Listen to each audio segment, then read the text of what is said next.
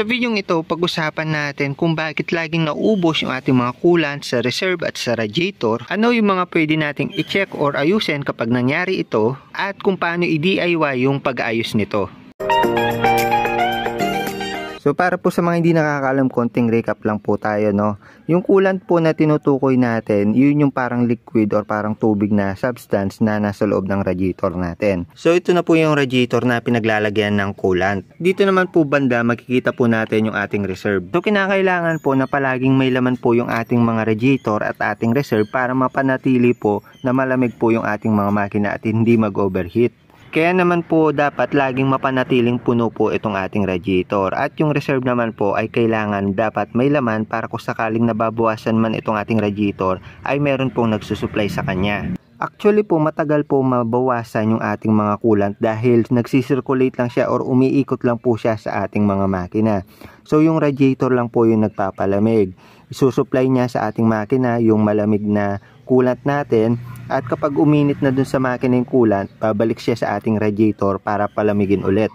So hindi po normal na nababawasan po yan palagi. Normally pa konti-konti lang po yung nagbabawas dyan dahil nagsisirculate lang nga po yan sa ating mga motor or makina. Ngayon magiging visible po yung bawas niya dito sa ating pinaka-reserve, kasi pag nabawasan to, susupplyan po agad siya ng reserve natin. At normally po, per month bago natin makita yung pagbawas, minsan 2 buwan, 3 buwan, hindi pa gaanong visible, or kung may pagbawas man, super konti lang po. Ngayon po kung napabayaan natin or hindi natin na-check yung ating mga coolant at bumaba na po siya sa itinakdang level natin, is doon na po lilitaw yung overheat indicator sa ating digital panel. Ngayon punta na tayo sa problema or concern natin. May mga cases po kasi na sa ibang motor, sobrang lakas po kumain ng kanilang mga coolant. Sobrang bilis maubos. As in minsan per day, bawas agad yung kanilang mga reserve or ubos palagi. Minsan weekly naman. Pero yung pinaka-common denominator dito is palaging nagbabawas or malakas kumain ng coolant yung kanilang mga motor. Also, syempre pag ganun yung cases, lagi rin pong nag-overheat or lumilitaw yung overheat indicator sa kanilang mga panel. Kung sa kaso pong ganito na malakas magwalwal or kumain ng coolant yung ating mga motor, meron po tayong minor at saka major problem. Sa minor, pwedeng singaw lang po yung maging problema or nagiging problema ng inyong mga motor. Kaya palaging naubusan ito ng coolant. So para po makita yung mga singaw or kung saan po lumalabas yung ating mga coolant, una po nating i-check yung mga takip po natin. Kailangan nakatakip po yan ng maayos or nakalapat, katulad dito sa reserve natin. So dito po kasi sa reserve natin, yung takip po niya may lock po yan. Kailangan, itong parang nguso niya, malak po natin yan. Hindi po pwede yung ganyan lang. Kailangan nakababa ng todo yan. Kasi po possible na kapag hindi po nakasara ng maayos yan, yung ating mga coolant is sumingaw pataas na pwedeng mag-cause na magbawas palagi yung ating mga coolant. Also, ito ring nasa pinaka-radiator. Itong radiator ko na to pang 125 to pinalitan yung kay Red ng pang 125. Yung takip ng pang 125, ganito po siya, may lock po yan. Ngayon yung sa 150 na radiator, Allen wrench po yun kung di ako nagkakamali, or 8mm socket wrench. So yun, kailangan wag nyo rin papalitan yung pinaka-takip nyo, kasi meron po yung pressure na akmang-akma lang para i-absorb nyo yung pressure ng ating mga coolant. So yun, tignan nyo rin kung nakasara po ng maayos yan. Then pwede nyo pa pong tignan yung sa mga joints natin. So kung titignan natin dito sa taas, itong part na to, kailangan nakalak po yan at hindi po nakalayo yung hose. Dito rin sa ilalim, tignan nyo rin kung nakalapat or wala pong tumutulo dyan. Also dito sa takip ng pinaka-radiator natin, yung drain, kailangan na po tignan natin yung mga connection niya kung may tumutulo. So also, ito pa po yung problema ng iba. Kasi itong part na to ng reserve natin, ito pong exhaust na hose niya, minsan po kasi umiinit po ito at nagkukos na nasusunog or nasisira niya po yung pinaka reserve tank po natin. Kasi kung makikita nyo po ito, may sugat po siya. Ayan po, natatapyasan niya po unti-unti dahil mainit nga po itong hose. So yung naging remedyo ko para dito, para hindi mabutas at hindi umabot na mabawasan yung coolant natin, nilagyan ko po ng electrical tape. So para may pang protekta po siya dito, kasi normal po na dumidikit yan kahit anong gawin natin, bababa at bababa yan, kasi naka-design yung hose papunta dun sa baba. So nakadikit po yan, lagyan nyo lang po ng pang proteksyon. may case na po kasi ako nakita na umabot na po na nabutas po itong pinaka-reserve tank niya. Hindi lang po nasugat, nabutas na po, kaya doon na po sumingaw yung coolant. So yun lang po yung sa minor problem natin. Titingnan lang po natin kung may singaw, kung may tulo, or kung may pwedeng paglabasan po yung ating mga coolant. So kung sakali pong chinek natin at wala naman pong mga tulo, mga singaw, mga tagas, yung ating mga connection, mga takip, ating mga reserve, lahat is pupunta na po tayo sa ating major problem. So yung major problem po na tinutukoy natin is problema na po dito sa ating mga water pump. So possible po kung wala po sa mga yon or sa mga singaw po na tinukoy ko kanina, possible po na dito sa water pump yung pinaka problema, kaya nagwawalwal or nauubos lagi yung ating coolant. So para mas mapakita ko sa inyo yung ating water pump, tatanggalin po natin itong part na to ng ating fairings, yung dito at saka yung side fairings.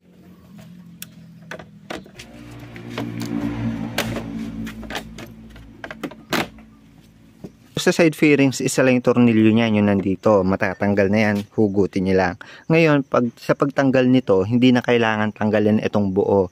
So para ito matanggal natin at masipat natin yung water pump, may tatanggalin lang po tayong tornilyo dito, which is ito, tsaka yung nandito. So pag natanggal na natin tornilyo dyan, meron lang isa dito sa side, sa may tabi ng footrest. Also pagkatapos dito, meron pang isa dito, dalawa yan. So tatanggalin lang natin itong nasa left side kasi itong part lang na ito yung tatanggalin natin. So gamit lang ulit tayo ng Phillips dyan. Then tsaka na po natin matatanggal itong side cover na to. So yan, iangat lang natin. Matatanggal naman po yan kapag natanggal na yung mga tornilyo. So yan, sa ganyang paraan, mas masisipat po natin maayos itong ating water pump dito. Ayan. So kaya ko po binuksan yan is para maging familiar kayo sa itsura ng ating water pump. So itong buong yan, parang shell yung dating, is yung ating water pump. So ano po yung ginagawa ng ating water pump? Ano yung connection niya sa ating mga coolant? So from sa pangalan niya na water pump, siya po yung nagpapump ng ating mga coolant. So from ating radiator, siya po yung nagsisirculate or nagpapasok ng mga coolant sa ating mga makina. So sa madaling salita, ito yung naghahatak ng coolant natin, nagpapump kumbaga. Kasi kung wala yung water pump natin, mag-i-stay yung coolant natin dito. Also, ito yung nagbabalik ng mainit na coolant pabalik po sa ating mga radiator. Kumbaga siya po yung nagsisirculate, kaya napaka-importante po ng ating mga water pump. So ngayon, ano naman yung kinalaman niya at bakit ko po nasabi na ito yung pinaka-major problem kapag po laging nauubos yung ating mga coolant? So syempre hindi po tayo pwedeng manghula dyan. Ano po yung pinaka-possible natin tignan para ma-declare po natin na yung ating water pump yung pinaka-problema. So ang nagiging issue po kasi dito sa water pump ay may tumatagas na coolant.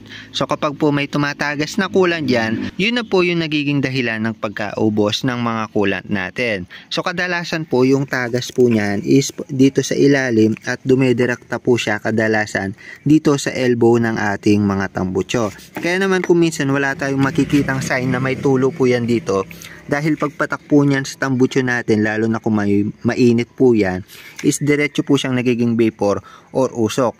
Kadalasan magiging sign po natin na nag-uubos or tumutulo po yung ating mga water pump is medyo nangangamoy. Kasi nga yung coolant is direkta po sa elbow, kaya wala po tayong nakikitang sign ng tulo. So para ma-confirm po natin at ma-declare po natin na may tulo talaga yung ating mga water pump, after po nating bumiyahe, kasi kadalasan doon siya tutulo, after po natin bumiyahe, gilid po natin yung ating mga motor, tanggalin po natin yung U-box natin, yung cover, kagaya ng tinanggal natin kanina, at pagmasdan nyo po yung inyong mga water pump dito sa ilalim. So dyan sa part na yan or dito sa gilid, maaring tumulo po yan. At ang time po na pwedeng tumulo yan is kapag mainit yung makina. Kaya nga sabi ko kanina, pagkatapos ng biyahe, doon nyo siya i-check. Hindi nyo siya pwedeng i-check ng malamig yung makina, dahil hindi po siya tutulo kapag hindi po gumagana yung makina or hindi po nagsisirculate yung coolant dito. At kapag na-declare po natin na may tulo po talaga yung ating mga water pump, yun na po yung sign na ito po talaga yung problema, syempre. So ngayon, kung sakali mang nakonfirma natin na yung water pump yung problema, ano yung maaari nating pwedeng gawin para maayos ito or pwede bang i-DIY yung pag-aayos nito? So ang sagot po dyan is yes po, pwede po natin gawin mag-isa yung pagdi-DIY or yung pag-aayos nito. Pero ito, unahan ko na kayo, medyo mahirap lang ng konti yung pag-aayos nito. Sa pag-ayos naman po nito, meron po tayong dalawang bagay na pwedeng gawin para maayos yan. Una po, replace ng bagong water pump. So ibig sabihin po nun, simple lang po yung concept, bibili tayo ng bagong water pump at tatanggalin natin itong buong water pump para maayos yung problema natin sa pagtagas. Kung sakali pong na-declare nyo na dito yung tulo at ayaw nyo siyang i-DIY or ayusin mag-isa, pwede po kayong umorder ng water pump at ipakabit nyo po sa mekaniko nyo. Usually po yung price ng genuine na water pump natin is nasa 1.2 to 1.5 kung bibilihin sa kasa. Try ko rin po maglagay ng link sa baba kung sakali makikita ko online. Share ko na lang po yung link sa inyo. Pangalawa naman po, kung medyo tight yung budget or gusto nyong makatipid ng konti dahil medyo may kamahalan yung buong water pump, pwede po natin ayusin or i-replace yung mga seal lang. Ibig sabihin ng mga seal, yung parang mga goma, yung mga parang lock, para hindi na po tumulo yung inyong mga water pump. Talo po kasi ng water pump natin, may mga mechanical seal po na tinatawag dyan, which is, ito po yung gagawin natin. Papalitan lang po natin yung mga mechanical seal para mawala po yung tulo dyan. Ngayon kung magdi-DIY kayo, alin man sa dalawa dyan, kung replace ng buong water pump or palit lang ng mechanical seal, kailangan po natin tanggalin muna itong buong water pump natin na yan. Sa pagtatanggal po ng ating mga water pump, meron po siyang tatlong 10mm na tornilyo dyan at isang 8mm. Also, tatanggalin din natin yung mga hose na nakadugtong sa kanya. So, kailangan lang natin ipitin tong lock at iusog para matanggal yung hose. Meron isa dito, meron dito sa ating thermostat, isa, dalawa, at dito sa ilalim, isang malaki. So, pag natanggal na yung mga yan, mga hose, tornilyo, matatanggal na natin tong water pump natin.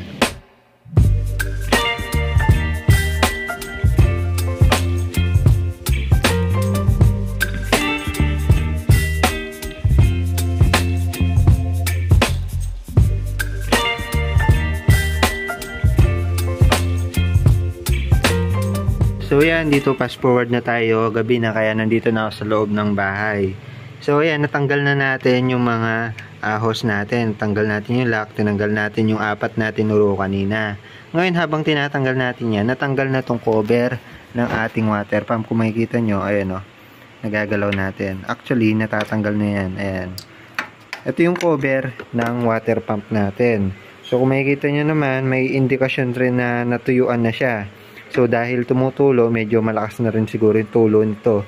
Kaya yan, may indikasyon na natuyuan niya. Also dito, kung makikita nyo, medyo nangitim na.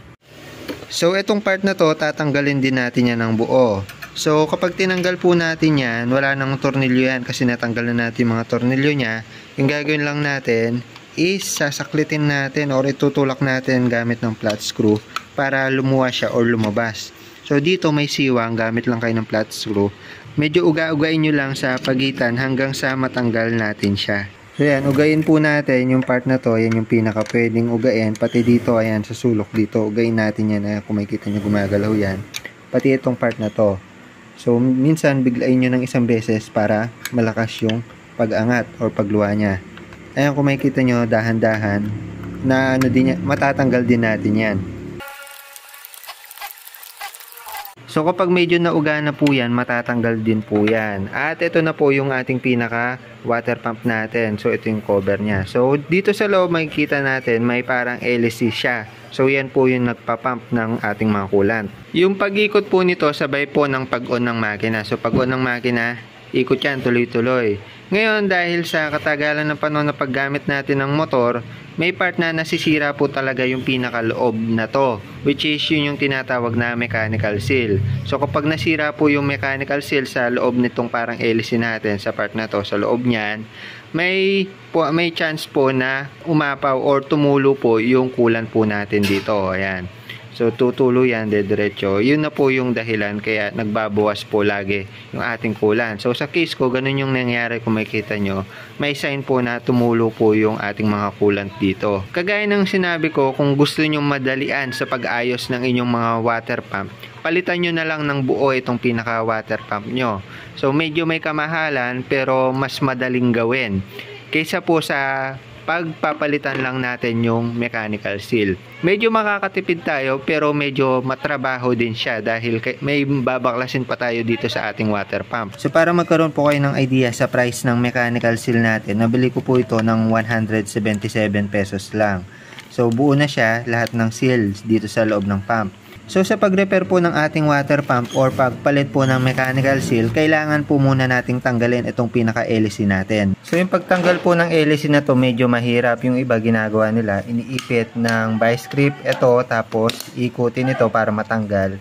Pero yung iba kung wala kayong gamit, pwede nyong pukpukin itong pinakagitna para lumusot siya dito at sa gayon matanggal na itong pinaka-hélice. So para pukpukin yan, pwede tayong gumamit ng pako or kung wala, yung mga hindi nyo na ginagamit na mga Phillips yan.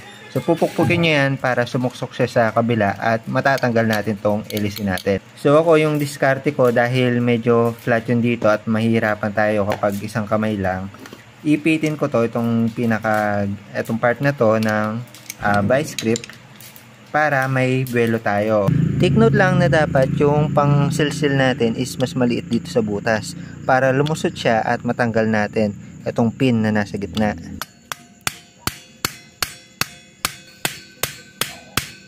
Pwede rin tayo gumamit ng concrete. Ayan, mas maganda mahaba. Ayan, kapag medyo nabaon na natin yan, malalabas na po natin itong parang hélice niya. So ayan, ito po yung mechanical seal natin na hindi na po nagpa-function ng maayos. So actually, pwede na po natin kunin to, pero mas maganda, tanggalin na rin natin tong pinaka-shop natin. So tuloy lang natin, pukpuk natin hanggang sa matanggal siya. Ayan, at matatanggal din po natin siya. So ayan po yung natin, medyo tuyo na po at sira na po ito. So sa pagtatanggal ng mga mechanical seal, pwede tayong gumamit ng flat screw dyan. So unahin natin tong part na to. So flat screw lang. Then may part na mahugot na natin yan. Makikita nyo may spring pa yan dito. Kasi kung makikita nyo to, medyo sira na, medyo pudpud na. Kaya palitin na talaga tong mga mechanical seal nya. Tapos dito, meron pang isa dito sa likod. So ito, para matanggal po natin yan, suksukin po natin itong sa likod nya. So pwede po natin ganyanin. At ayan, bigla lang natanggal. So madali lang pala. Suksukin nyo lang para matanggal siya. Ito yan. So ito part din. So ito part din ng seal ng ating water pump. So dito yan sa kabila. Ngayon yung sinasabi kong tulo is ayan po yan. So kapag dito po yung tulo, malamang sa malamang mechanical seal po yung kailangang palitan nyo. So ayan o, makikita naman natin may senyales. Pero kung yung tulo niyan is nandito sa gitna or sa pinakapagitan ng cover at saka ng ating water pump, yung sira po niyan is itong goma lang natin, yung o-ring po natin dito. Kulang lang sa pagkakasil at hindi masyadong naipit kaya tumatagas. Pero kadalasan dito po nasisira yan, lalo na kung stuck yan at di pa nabubuksan. Di naman po agad-agad tutulo yan. Dito po yan tatagas. So mechanical seal po yung pinapalitan dyan. Dito din sa may part ng hélice, meron din siyang parang seal dito sa likod. Ayan, meron din dyan. Ayan, kung makikita nyo, sira na. Ayan, sira na siya. Kaya palitin na talaga eh. Natuyo na. So yun. Dahil malakas din siguro tumagas, may part na natuyuan. So hindi na naalagaan ng unang owner. Ayan o. Medyo makalawang pa. Ayan, di ba? Sobrang lala. Kaya kailangan palitan na talaga natin. So ito yung mga papalitan natin. So ito yung nabili natin na mechanical seal. So set na yan. Ayan, marami na yan. So lahat ng kailangan palitan nandito na yan. So itong part na to is ito yan. Ito yung papalit natin. Tapos ito, ayan, pares na pares sila. Tapos itong pinakahuli is ito. So yan, kung makikita nyo, magkaiba na sila. By the way, kung makikita nyo itong bago natin, meron siyang part na disc dito. So ito pala yan. Kunin din natin to para mapalitan. So papalitan din kasi to. Sa pagtanggal niyan, pukpukin lang din natin itong sa likod. Pukpukin lang natin yan.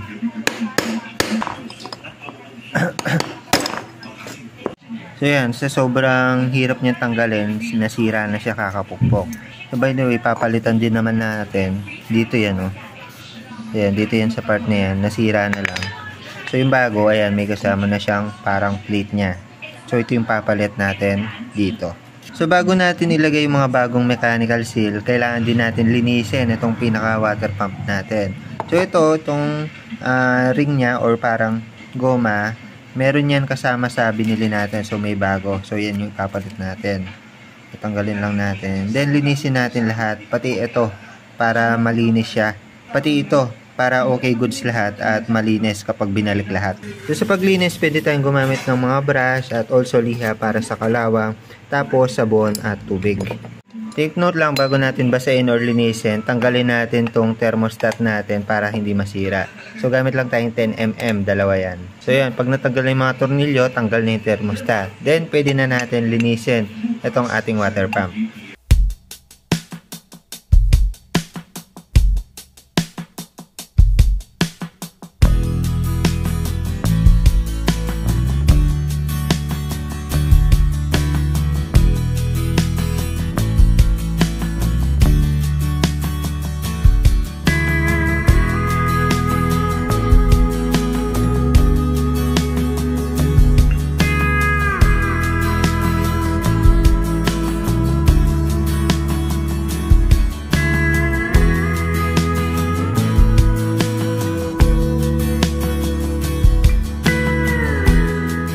So yan, medyo nalinis na natin, natanggalan natin yung mga dumi at yung mga kalawang. At also napunasan na natin kaya medyo tuyo na po yan.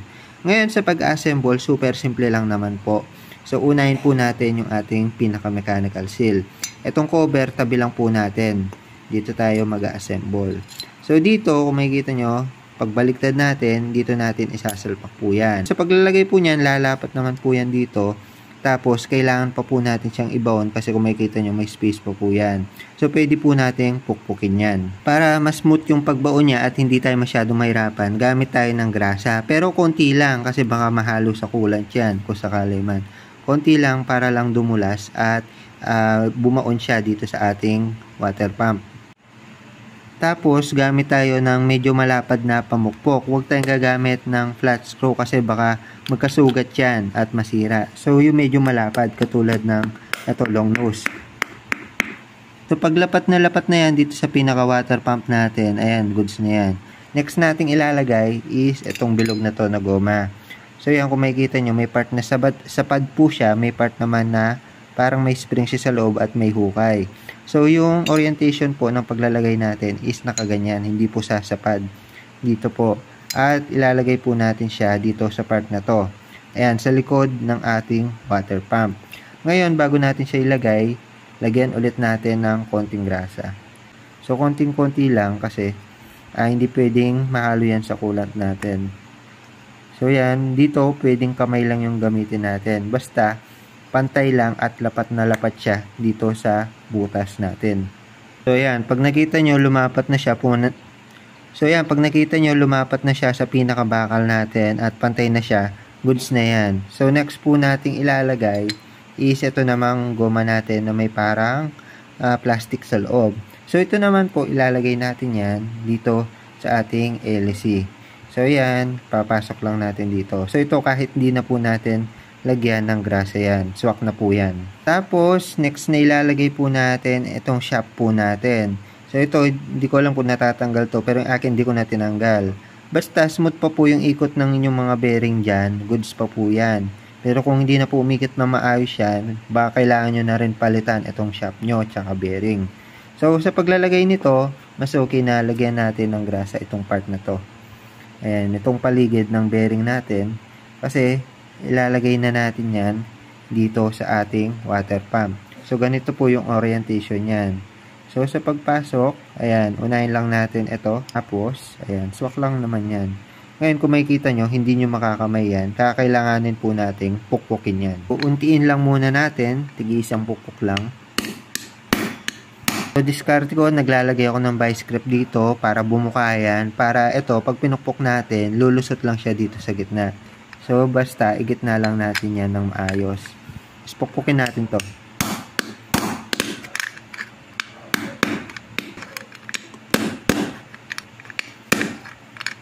So yung naging diskarte natin dito, yung bearing na pinukpok natin nung medyo bumaon na. Kasi ito bumabaon din. So binalik ko lang sa dati. Kailangan kasi may space yan. Tapos dito na po tayo sa ating may LC. So dito pupukpukin lang natin siya. So ibabaon lang po natin. Wala po siyang thread. Pukpukin lang natin to.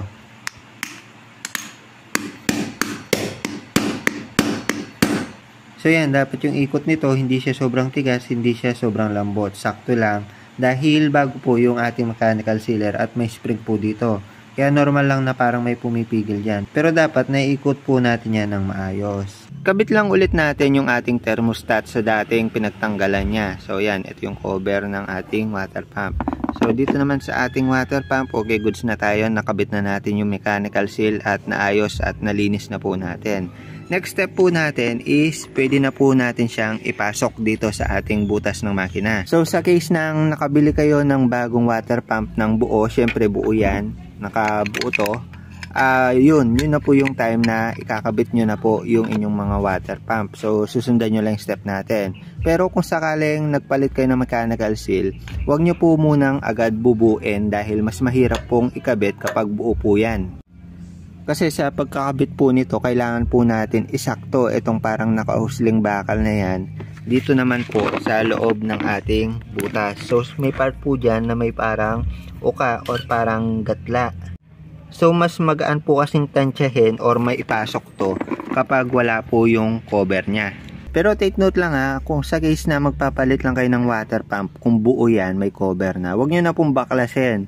Dito kasi, mas okay kasi na kung sakali mang binaklas nyo, mas magaan siyang ikabit kapag nakaganito muna. So mamaya na yung cover. So dito, sundan lang natin yung orientation ng gatla na yan. So dito, ayan, pwede naman natin maikot yan. Yan din yung rason kung bakit di natin agad nilagay yung cover nito kasi may ikot natin ng maayos.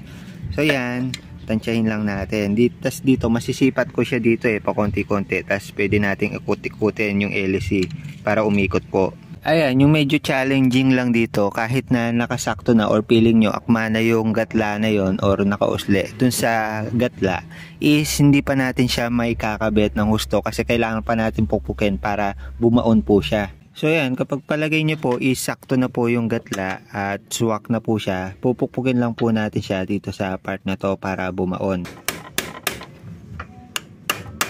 Ngayon, kung nararamdaman nyo na parang may pumipigil, ibig sabihin hindi pa nag-swak yung inyong mga bakal dun sa loob. Ngayon, kung nagtuloy-tuloy naman yan at umabot na siya sa part na may o-ring natin, is tuloy-tuloy nyo lang yung pukpok hanggang sa bumaon siya ng todo.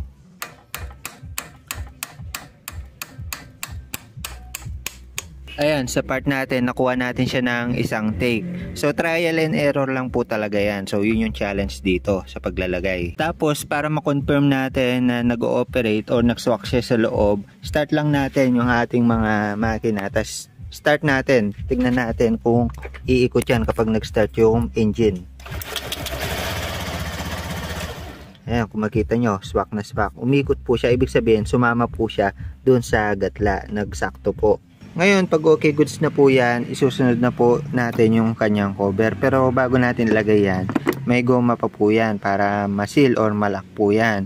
So, ito, bago to, kasama to sa set natin ng mechanical seal. Kung makikita nyo, medyo bilugan pa. Yung luma po kasi natin is medyo flat na. So, ito rin yung minsang nagiging dahilan ng leak kung hindi po masyadong selyado ng goma nyo. Ito po dahil bago pa, pwedeng hindi na po natin lagyan ng seal, triban, gasket maker. Pero kung sakaling meron, mas okay po na lagyan nyo. So sa paglalagay nito, parang may casing naman po yan. May susundan naman po kayo na guide dito sa pinaka water pump po natin. So i-align nyo lang po yan sa shape nyan.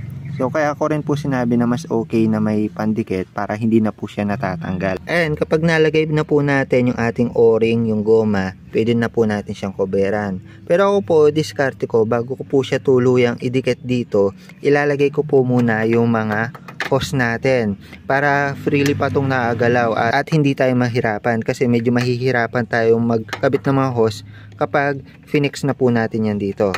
So mas okay, lagay po muna natin yung mga hose natin. So unahin po natin yung pinakamalagay dito sa ilalim. Ayan, kung makikita nyo, ayan, mas magaan po siyang ikabit.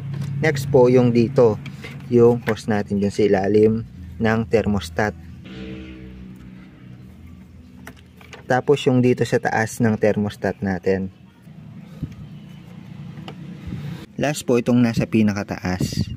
Tapos bago nyo tuluyang iipit or i-cover itong water pump nyo, tignan nyo kung nagalaw yung o-ring. Kung di naman nagalaw, iswak nyo na siya or iipitin nyo na siya. Then lagay na po natin yung mga tornilyo niya, tapos ilock na po natin itong mga hose.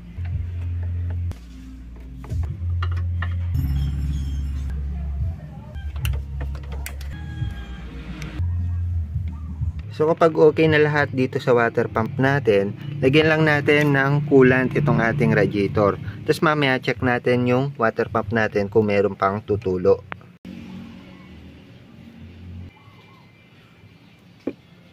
So based sa observation ko ng 5 minuto, wala nang sign ng leak dito, wala nang tumutulo dyan sa water pump natin. So ngayon, good sign yan na wala nang tagas yan. Ngayon, buksan natin yung ating mga makina. Observe natin kung bubulwak to kapag nagsilinyador tayo. Kapag po kasi nangyari yon, may chance po na hindi nagpo-function ng maayos yung ating mga water pump. So start natin yung ating mga engine. So sa idle is goods pa siya. So punuin lang natin yan. Kasi may hangin pa, may space pa sa loob. Kaya pag binuksan natin yung makina natin, nagbabawas pa paunti-unti yan. Kung makikita nyo, para umikot yung coolant natin dito sa ating water pump. Ayan, so based sa observation natin, ayan, nagbabawas pa ng pakonti-konti. So yun, base sa obserbasyon natin, goods na siya, wala nang tagas at wala namang problema dito sa bulwak. So yung ating reserve, dadagdagan na lang po natin yan.